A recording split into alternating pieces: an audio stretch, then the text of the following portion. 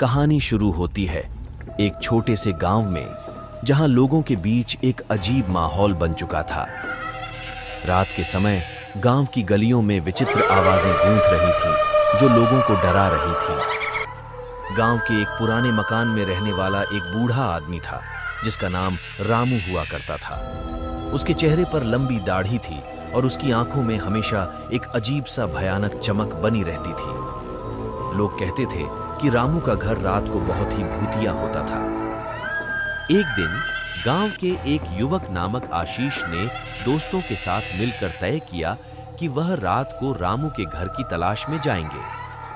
अगली रात जब सब लोग सो गए थे, आशीष ने अपने दोस्तों के साथ रामू के घर की ओर बढ़ा। घर के दरवाजे को धीरे से खोलकर वे अंधकार में पहुंचे।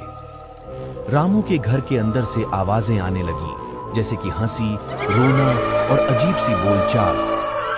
लेकिन कहानी में कुछ अजीब था, क्योंकि कोई दिखाई नहीं दे रहा था।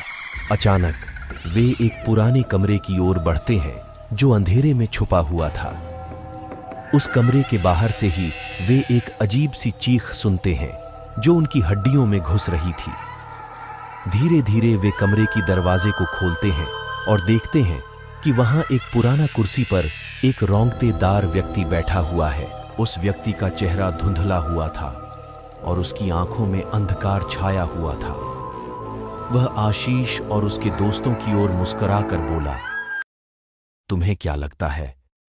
तुम यहां क्यों आए हो? आशीष और उसके दोस्त दंग रह गए और उन्होंने समझा कि यह भूतिया घर नहीं, बल्कि यह रामू का दोस्त है, जो बहुत समय से अपने घर में अकेला बैठा हुआ था।